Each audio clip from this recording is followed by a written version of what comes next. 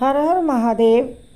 महादेव की कृपा हम सब पर निरंतर बनी रहे, इसीलिए हम सब श्रावण के महीने में महादेव की प्रतिदिन पूजा अर्चना बड़ी श्रद्धा से करते हैं। सब अपने अपने तरीके से महादेव को प्रसन्न करने के तरीके ढूंढते हैं और उनकी पूजा अर्चना करते हैं। और इस श्रावण मास के महात्म्य में भगवान शिव सनत कुमार को बता रहे हैं। इस श्रावण मास के महात्म्य के बारे में भगवान शिव की और सनत कुमार की बातचीत हो रही है इसमें, और वह श्रावण के महात्म्य के बारे में ही बता रहे हैं। तो चलिए जानते हैं श्रावण मास के तीसरे अध्याय श्रावण मास के महात्म्य के बारे में और इसके तीसरे अध्याय के बारे में। इसमें सनत कुमार जी जो है ना, वह भगवान शिव से कह रहे हैं कि हे भोलेनाथ, आपने हमें अभी 2 दिन में काफ़ी कुछ सुनाया, लेकिन आपने हमें पूरा जो बताया 2 दिन का महात्मा, मैं उससे आगे का आपसे जानना चाहता हूँ। इतना जानकर अभी हमारा मन नहीं भरा है, इसलिए हे भोलेनाथ इसके आगे की कथा आप हमें सुनाइए। और इस कथा को सुनने के बाद ही हम आपके इस श्रावण मास के पूरे महत्व के बारे में जानकर और आपकी पूजा अर्चना करेंगे, ऐसा महादेव से कहते हैं वह। और उसके बाद महादेव उन्हें आगे की कथा सुनाते हुए कहते हैं कि हे सनत कुमार, आप पूरे ध्यान से हमारे इस तीसरे दिन के महत्व को सुनिए। तीसरा अध्याय है जो ना श्रावण का, उसमें भगवान भोलेनाथ अपने भक्त परम भक्ति योगेश्वर सनत कुमार से कह रहे हैं कि जो भक्त हमारे इस श्रावण के महीने में इस तरह व्रत करते हैं और नक्त व्रत के द्वारा श्रावण मास को व्यतीत करते हुए 12 महीनों में नक्त व्रत करने के फल का उनको भागी होते हैं, वो फल यानी पूरे 12 महीने के व्रत करने का उन्हें फल मिल जाता है। नक्त व्रत में दिन की समाप्ति के पूर्व सन्यासियों के लिए एवं रात्रि में गृहस्थों के लिए भोजन का विधान है। उसमें सूर्यास्त के बाद की 3 घड़ियों को छोड़कर नक्त भोजन का समय होता है। सूर्य के अस्त होने के पश्चात 3 घड़ी संध्या काल होता है। संध्या बेला में आहार, मैथुन, निद्रा और चौथा स्वाध्याय, इन 4 कर्मों का त्याग कर देना चाहिए।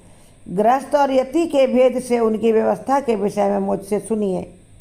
सूर्य के मंद पड़ जाने पर जब अपनी छाया अपने शरीर से दुगनी हो जाए, उस समय के भोजन को यति के लिए नक्त भोजन कहा गया है।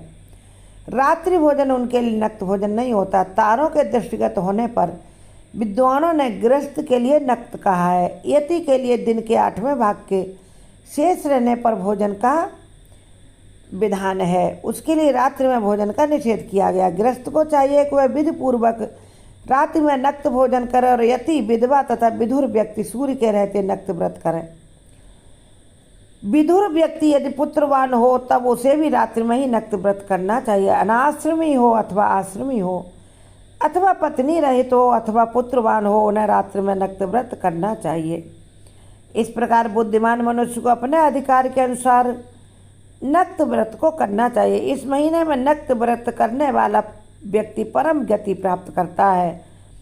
मैं प्रातः स्नान करूंगा, ब्रह्मचर्य का व्रत पालन करूंगा, नक्त भोजन करूंगा, पृथ्वी पर सोऊंगा और प्राणियों पर दया करूंगा। हे देव, इस व्रत को प्रारंभ करने पर यदि मैं मर जाऊं तो हे जगतपति, आपकी कृपा से मेरा व्रत पूर्ण हो।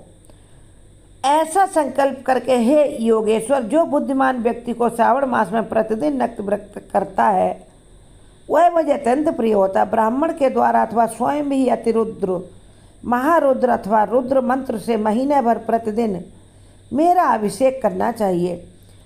हे योगेश्वर सनत कुमार, मैं उस व्यक्ति पर प्रसन्न हो जाता हूँ क्योंकि मैं जल धारा से अत्यंत प्रीति रखने वाला हूँ।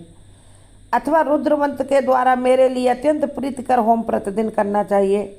अपने लिए जो भी भोजन का पदार्थ अथवा सुख उपभोग की वस्तु अति प्रिय हो, संकल्प करके उन्हें श्रेष्ठ ब्राह्मण को आप प्रदान करके स्वयं महीने भर उन पदार्थों का त्याग करें।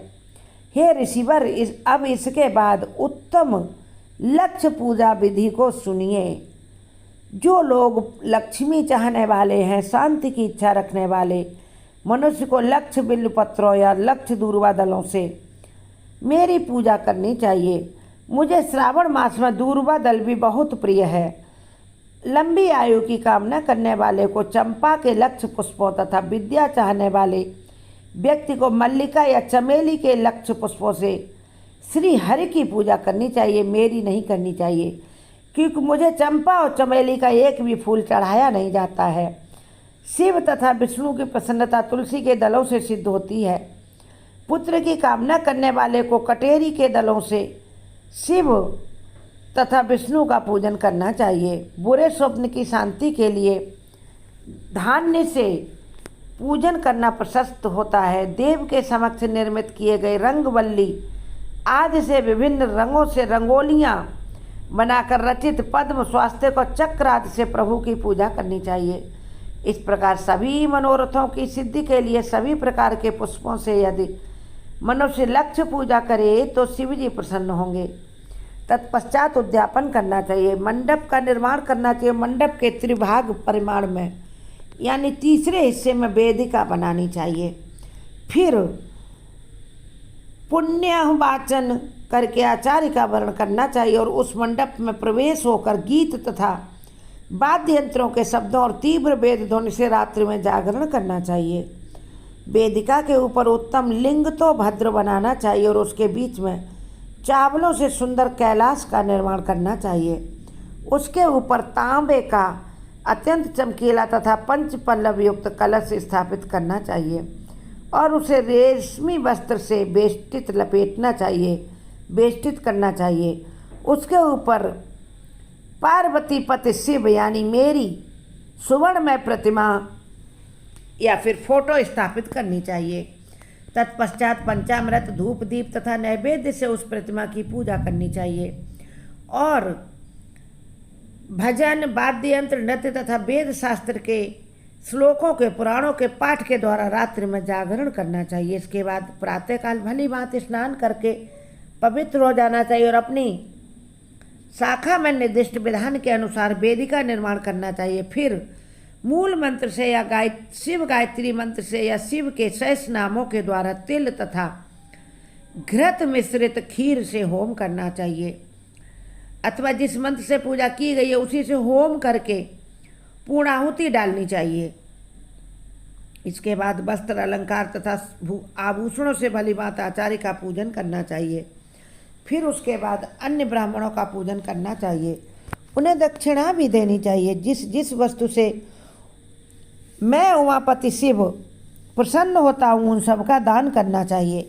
स्वर्णमयी मूर्ति बनाकर मेरी पूजा करनी चाहिए। यदि दीप कर्म किया गया तो उस दीपक का दान करना चाहिए। चांदी का दीपक और स्वर्ण की वर्तिका यानी चांदी के दीपक में सोने की बाती बनाकर उसे गोग्रस से भरकर सभी कामनाओं और अर्थ की सिद्धि के लिए उसका दान करना चाहिए। इसके बाद प्रभु से क्षमा प्रार्थना करनी चाहिए और अंत में 100 ब्राह्मणों को भोजन कराना चाहिए। हे मुनि, जो व्यक्ति इस प्रकार पूजन करता मैं उस पर प्रसन्न होता हूँ। उसमें भी जो श्रावण मास में पूजा करता है उसका अनंत फल मिलता है। यदि अपने लिए अत्यंत प्रिय कोई वस्तु मुझे अर्पण करने के विचार से इस महीने में कोई भक्त उसको त्याग देता है और उसे सिर्फ दान देता है तो अब उसका फल सुनिए। इस लोक में तथा परलोक में उसकी प्राप्ति लाख गुना अधिक होती है। सकाम करने से अभिलषित सिद्धि होती है और निष्काम करने से परम गति प्राप्त होती है। इस श्रावण महीने में रुद्राभिषेक करने वाला मनुष्य उसके पाठ की अक्षर संख्या से एक एक अक्षर के लिए करोड़ करोड़ वर्षों तक रुद्रलोक में प्रतिष्ठा प्राप्त करता है। पंचामृत का अभिषेक करने से मनुष्य अमरत्व प्राप्त करता है और दीर्घायु प्राप्त करता है और निरोगता प्राप्त करता है यानी आरोग्य प्राप्त करता है। और इस महीने में, श्रावण के महीने में मनुष्य भूमि पर शयन करता है, उसका फल भी मुझसे सुनिए। हे द्विज श्रेष्ठ, वह मनुष्य 9 प्रकार के रत्नों से जड़ी हुई सुंदर वस्त्र से आच्छादित, बिछे हुए कोमल गद्दे से सुशोभित, देश तकियों से युक्त, रम्य स्त्रियों से विभूषित, रत्न निर्मित दीपों से मंडित तथा अत्यंत मृदु और करुणाकार प्रवाल मणि निर्मित अथवा हाथी दांत की बनी हुई अथवा चंदन की बनी उत्तम तथा शुभ सैया प्राप्त करता है। इस मास में ब्रह्मचर्य का पालन करने से वीर की दृढ़ पुष्टि होती है, ओज बल, शरीर की दृढ़ता और जो भी धर्म के विषय में उपकारक होते हैं वह सब उसे प्राप्त हो जाता है। निष्काम ब्रह्मचर्य व्रती को साक्षात ब्रह्म प्राप्ति होती है और सकाम को स्वर्ण तथा सुंदर देवांगनाओं की प्राप्ति होती है। हे ऋषिवर, इस महीने में दिन रात अथवा केवल दिन में अथवा भोजन के समय मौन व्रत धारण करने वाला भी महान वक्ता हो जाता है। व्रत के अंत में घंटा और पुस्तक का दान करना चाहिए। मौन व्रत के महात्म से मनुष्य सभी शास्त्रों में कुशल तथा वेदांगों में वेद शास्त्रों में पारंगत हो जाता है तथा बुद्धि में बृहस्पति भगवान के समान हो जाता है। बृहस्पति जो देवताओं के गुरु हैं, गुरु बृहस्पति के समान उसकी बुद्धि तीक्ष्ण हो जाती है, तीव्र होती है और वह बड़ा बुद्धिमान होता है। मौन धारण करने वाले का किसी से कलह भी नहीं होता, अतः मौन व्रत अत्यंत उत्कृष्ट है और सर्वश्रेष्ठ है। इस प्रकार महादेव सनत कुमार जी को तीसरे दिन की कथा के बारे में बताकर फिर कहते हैं कि हे सनत कुमार, हमारे सभी भक्त सावन के महीने में हमें अपनी अपनी श्रद्धा से अपने अपने भाव से प्रसन्न करने की कोशिश करते हैं और मैं अपने सभी भक्तों की इच्छाएं पूर्ण करता हूँ, क्योंकि सावन के महीने में मैं पृथ्वी पर ही रहता हूँ और इस पृथ्वी पर भ्रमण करके मैं स्वयं देखता हूँ कि मेरा कौन सा भक्त इस महीने में मेरे लिए क्या कर रहा है, या जो अन्य प्राणी है, निरीह प्राणी है, उनके लिए क्या कर रहा है या गरीबों के लिए क्या कर रहा है। यदि वह योग्य है तो किस प्रकार का और कितना दान कर रहा है, ये सब मैं स्वयं देखता हूँ, क्योंकि धराधाम पर मैं रहता हूँ सावन के महीने में और विचरण करता हूँ। मैं अपने प्रमुख गण नंदी के साथ और पार्वती के साथ विचरण करता हूँ। पार्वती बहुत भोली है और अपने भक्तों पर बहुत दया करती है, तो जो भी माता पार्वती को याद करके मुझे कुछ भी कहता है, माता पार्वती उसकी उस इच्छा को मुझसे ज़रूर पूरा करवाती हैं। यह मैं इस श्रावण के महीने में अपने भक्तों को बताता हूँ। हे ऋषिवर, जो भी हमें जिस भाव से पूजेगा, पार्वती की कृपा से उसकी सभी इच्छाएं पूरी होंगी। इसलिए मनुष्य को ज़्यादा से ज़्यादा श्रद्धा पूर्वक और अपनी क्षमता के अनुसार दान, व्रत, पुण्य और भजन करना चाहिए। और कुछ नहीं कर सकता व्यक्ति तो जलाभिषेक हमारा प्रतिदिन स्नान करने के बाद करे और पंचाक्षरी मंत्र का कम से कम 1 माला प्रतिदिन जाप करे। इसके साथ ही साथ यदि वह भजन भी करता है, अकेले में भी मुझे याद करता रहता, तो भी उसकी परम गति होती है और वह मेरी कृपा को प्राप्त करता ही करता है। हे मनुष्य, श्रावण का महीना इतना प्रिय है मुझे कि इसमें हमारे भक्त एक बार भी हमारी प्रसन्नता के लिए अगर कुछ करते हैं तो भी मैं उन पर प्रसन्न होकर के उनके घर में खुशियों को भर ही देता हूँ। और हे मुनीश्वर, श्रावण महीने के कुछ नियम भी हैं जिन्हें अपनाने से व्यक्ति सदैव अपने जीवन में खुशियों को प्राप्त करता है और अंत में हमारे कैलाश पर्वत पर मान प्रतिष्ठा के साथ मेरे सानिध्य को प्राप्त करता है, माता पार्वती के दुलार को प्राप्त करता है। इस प्रकार महादेव सनत कुमार जी को तीसरे दिन की पौराणिक कथा के बारे में बताते हैं, क्योंकि देवों के देव महादेव वही आदि गुरु हैं, वही आदि ईश्वर हैं, वही अनादिकाल से हैं। इसलिए स्वयं अपने मुख से सनत कुमार को श्रावण के महत्व को बताएंगे। चौथे दिन की कहानी कल सुनेंगे। चैनल सब्सक्राइब करें।